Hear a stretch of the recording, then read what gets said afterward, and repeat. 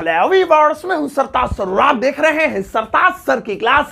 भाई साहब, ये इंग्लिश ने भी दिमाग खराब कर रखा है। बचपन में मुझे लगता था कि खाने को इंग्लिश में ईट कहते हैं, और अब बुढ़ापे में आके पता चल रहा है गुटखा खाने को कुछ और कहते हैं, गाली खाने को कुछ और कहते हैं, डांट खाने को कुछ और कहते हैं। मतलब ये खाने भी कई प्रकार के होते हैं इंग्लिश में। मैं पढ़ के आ गया हूं, सारी जानकारी इकट्ठा कर ली है मैंने। आज मैं आपको बताऊंगा कि ये इंग्लिश में खाने कितने प्रकार के होते हैं। अब ये खाना खराब इंग्लिश सीखने के लिए, मेरा मतलब खाने कितने तरीके के होते हैं इनकी इंग्लिश सीखने के लिए इस वीडियो को अंत तक जरूर देखिएगा। आगे बढ़ने से पहले चैनल को सब्सक्राइब कर दीजिए, सब्सक्रिप्शन बटन में बेल आइकन को उसको दबा दीजिए ताकि रोजाना वीडियोस के नोटिफिकेशंस आपको बिल्कुल टाइम पर मिल जाए।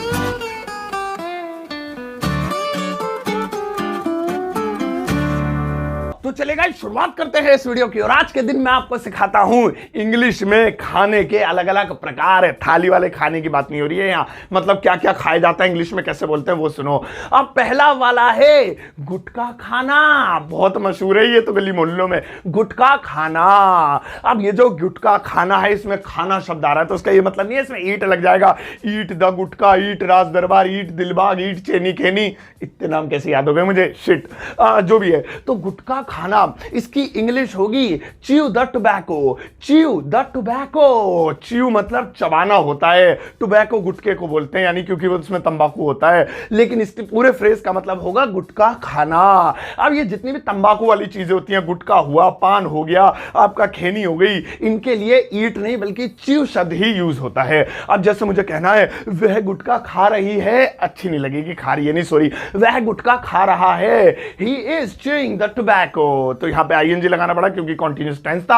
अब तुम इसके हिसाब से खूब सारे बना लो, मैंने गुटखा खाया, मत खाना, this is injurious to health, बहुत बुरा होता है। ये तो सिर्फ एक सेंटेंस के तौर पे बता रहा हूं, तो आप इस तरीके के सेंटेंस दूसरों के लिए बना सकते हो और उन्हें मना करना ना खाएं। आओ अब नेक्स्ट वाला देखें। और भैया नेक्स्ट वाला है पिटाई खाना, मार खाना, छेद देना किसी को, थोबड़ा तोड़ देना, पिटाई खाना, नहीं तोड़ देना नहीं, तोड़वा लेना, क्योंकि पिटाई खाना है ये, पिटाई खाना। अब इसमें भी खाना आ रहा है, इसका ये मतलब नहीं यहां भी ईट घुसेड़ दोगे। इसकी इंग्लिश होती है बीइंग बिटन। बीइंग बिटन, ये एक पैसिव वॉइस की तरह बनेगा। अब जैसे मुझे कहना है वो पिटाई खाकर जाएगा, ऐसे थोड़ी, पिटाई खाकर जाएगा, मार खा के जाएगा, वह पिटाई खाकर जाएगा। He will go after being beaten, he will go, वह जाएगा, आफ्टर, बाद, बीइंग बिटन, पिटाई खाने के बाद, या पिट कर जाएगा। सही है, पिटाई खाना, बीइंग बिटन, नोट कर लो, कॉपी पेन लेके बैठ जाओ। और नेक्स्ट वाला देखे। और भैया नेक्स्ट वाला है लात खाना। आप किसी को कहते हैं ना तू लात खा के ही जाएगा, यहां से मेरी लात खाएगा, दफा हो जाए यहां से, लात खाना। अब लात खाने को इंग्लिश में कहते हैं गेट किक्स। Gate kicks. आप जैसे मैं कहूं क्या तुम लात खाना चाहते हो, हैं, लात मारू क्या, लात खाना चाहते हो क्या तुम, do you want to get kicks, do you want to get kicks. So get kicks यानी कि लात खाना। यहां पर भी ईट किक्स मत लिख देना, या ईट लेग मत लिख देना, वरना लेग पीस ही लिख देना। सही है। आओ अब नेक्स्ट वाला देखें। और भैया नेक्स्ट वाला है भरपेट खाना। पेट भर के खा लेना, भरपेट खा लेना, फुल पेट खा लेना, कहते हैं ना यहां तक भर गया, अब नहीं खाया जा रहा, इतना भरते ही क्यों हो, फिर सुबह परेशानी होती है। भरपेट खाना, इसको इंग्लिश में क्या कहते हैं, इसको इंग्लिश में कहते हैं स्टॉर्ज। स्टॉर्ज। अब जैसे मुझे कहना है मैंने पार्टी में भरपेट खाया, भाई साहब ठूस लिया एकदम, ऐसे डंडे से अंदर घुसेड़ा, ये ज्यादा ही हो गया, मैंने पार्टी में भरपेट खाया, आई स्टॉर्ज इन द पार्टी। तो इस तरीके से आप कह सकते हैं, स्टॉर्ज शब्द का यूज कर सकते हैं भरपेट खाने के लिए। पहले तुम सोच रहे थे ईट भरपेट, ऐसे नहीं होगा, स्टॉर्ज बोलेंगे। आओ अब नेक्स्ट वाला देखें। और भैया नेक्स्ट वाला है रिश्वत खाना। इसे घूस खाना भी बोलते हैं, रिश्वत खाना या घूस खाना।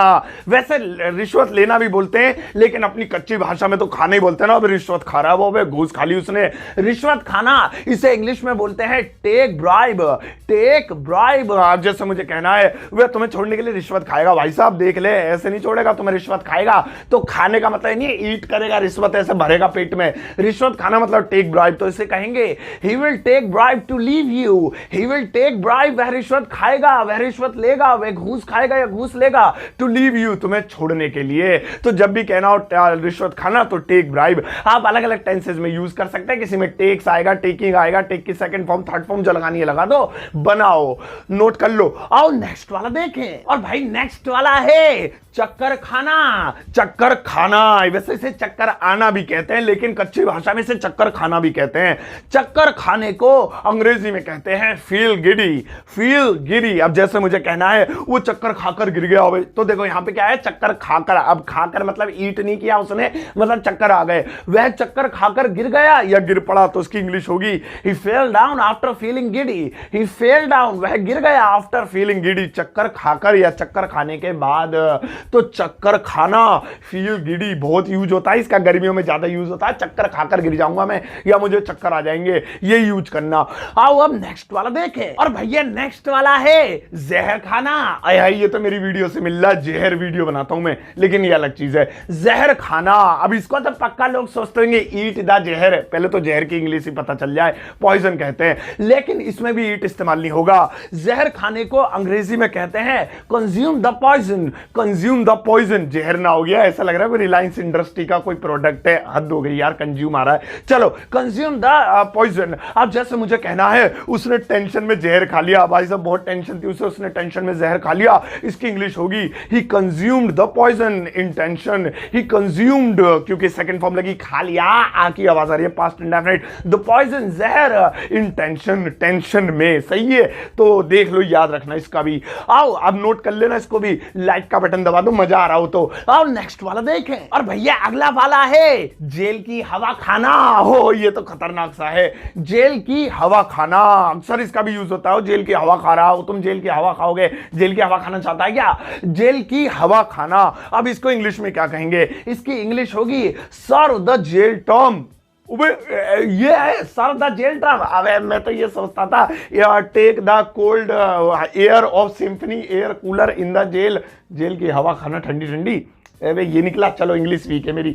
अब देखो सर्व द जेल टर्म, इसका मतलब होता है जेल की हवा खाना। इंग्लिश में मतलब इसका निकला जेल के कायदे कानूनों को पालन पोषण करना, जेल में रहना, जेल के मतलब जो है तरीके से चलना, कुल मिला के हुआ जेल की हवा खाना। तो चलो आओ इस पर बनाते हैं, वह जेल की हवा खा रहा है, वह जेल की हवा खा रहा है, तो ये नहीं वही सिम्फनी एयर कूलर के आगे बैठा है, जेल की हवा खा रहा है, तो इसकी इंग्लिश होगी he serving the jail terms, he serving the jail terms. तो सही है, जेल की हवा खाना, याद रखना, बहुत ही ज्यादा बेहतरीन है ये तो बहुत कम मिलते फ्रेज में, मुझे पता नहीं कैसे मिला। आओ अब नेक्स्ट वाला देखें, और भैया नेक्स्ट वाला है गाली खाना, गाली खाना। ये भी यूज होता है, बहुत यूज होता है, मेरी लाइफ में तो बहुत ही यूज हुआ है गाली खाना। अब गाली खाने को भी ईट गाली नहीं कहेंगे, कभी तुम थाली में सजा के कहो ईट गाली विद नी वाला, ऐसे नहीं, गाली खाना। गाली खाने को इंग्लिश में कहते हैं गेट अब्यूज्ड, गेट अब्यूज्ड। अब जैसे मुझे कहना तुम रोज गाली खाते हो, यार कैसे इंसान हो तुम, रोज गाली खाते हो, you get abused every day, you get abused every day. अगर मैं कहता हूं वह रोज गाली खाती है, क्योंकि प्रेजेंट डेफिनेट टेंस से बना रहे तो ऐसे ही लग जाता, शी गेट्स अब्यूज्ड या ही गेट्स अब्यूज्ड, ऐसे बना सकते हैं, या गाली खा रहे हो तो गेटिंग हो जाता, अलग अलग तरीके से आप बना सकते हो, लेकिन आपको पता चल गया कि गाली खाने को बोलते हैं गेट अब्यूज्ड हो। मैं तो अभी यूज करूंगा इसका, सही है। आओ अब नेक्स्ट वाला देखें, और भैया अगला वाला है डांट खाना, डांट खाना। इसका भी यूज अक्सर हम करते हैं, वो डांट खाएगा, उसने डांट खाई, वह डांट खा रहा है, डांट खाएगा क्या, डांट मत खाओ भाई, डांट ऐसे कहते हैं क्या, डांट मत, जो भी है, चलो डांट खाना।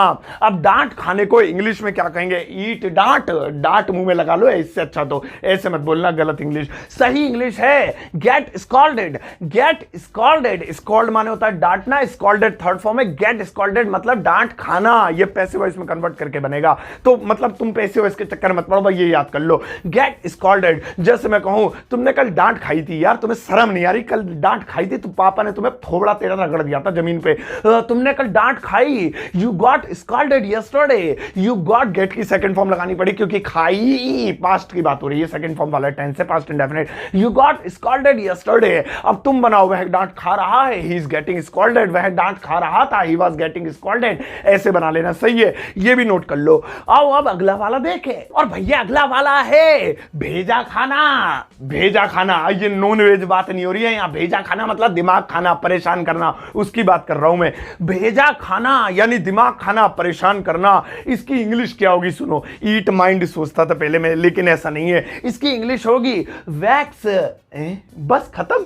अरे वैक्स तो वो होता है ना, वो हाथ पैर से ऐसे चिकने से कर लेते हैं, अच्छा स्पेलिंग अलग है उसकी, ये नहीं है सॉरी, लेकिन इसे वैक्स कहते हैं, वैक्स। अब जैसे मुझे कहना है मेरा भेजा मत खाओ यानी मेरा दिमाग मत खाओ, तो इसे इंग्लिश में कहेंगे don't wax me, don't wax मी। ओहो इतना छोटा सा है, मैं तो डोंट ट्रबल मी के काम चला लेता था, बट अब यही बोलूंगा व्हाट्सएप पे डोंट वैक्स मी। ओ सही है, ये तो अच्छा सा लग रहा है, थैंक गॉड मुझे पता चल गया। अगर कोई कहता है डोंट वैक्स मी, मैं कह रहा मैं कहाँ वैक्स कर रहा हूँ, मेरे पास तो वो भी नहीं है, क्या कहते हैं उसको, क्या कहते हैं यार, अरे बिलेट विलेट से क्या होते हैं वो, रेजर पेजर से। सही है, आओ नेक्स्ट वाला देखें। और भैया नेक्स्ट वाला है दवाई खाना, दवाई खाना।